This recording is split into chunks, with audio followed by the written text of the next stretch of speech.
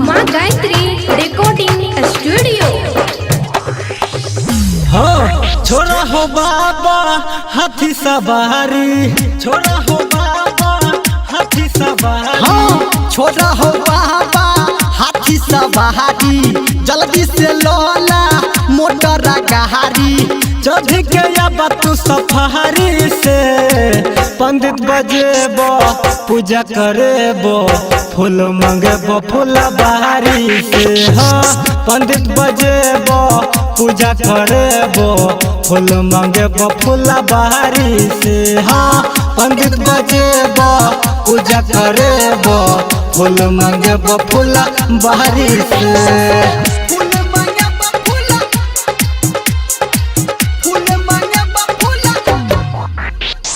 DJ Sumit Satish रैमा।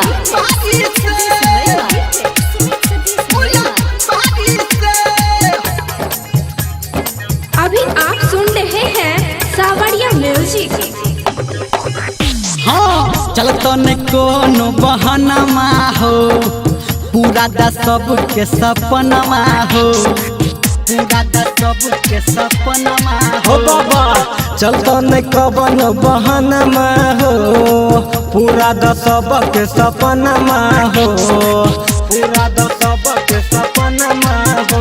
हाँ सुन हो बाबा करन देहरी, सुन हो बाबा करन देहरी, चढ़ी के आब बुलेट गाड़ी से।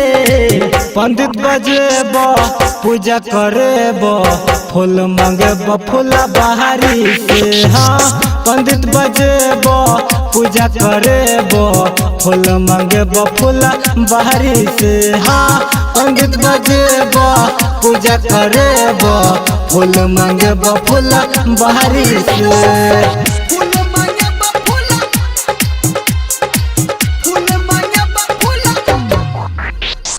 डीजे सुमित सतीश रैमा।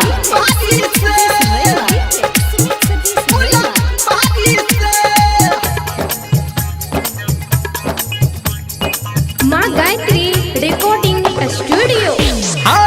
राइटर पप्पू कहै छ बाबा धर्मेंद्र निरमलिया हो, बुझला हो बुझला हो। हाँ हाँ आरती तोहर करबो बाबा, सजाय के थलिया हो, बुझला हो बाबा, बुझला हो बाबा। हाँ विश्व रचयिता 26 कर्मा, विश्व रचयिता 26 कर्मा, खरा छसन जिद्वारी से। पंडित बजेबो पूजा करेबो, फूल मंगेबो फूल बारी से। हाँ पंडित बजेबो पूजा करेबो, फूल मंगेबो फूल बारी से। हाँ पंडित बजेबो पूजा करेबो, फूल मंगेबो फूल बारी से।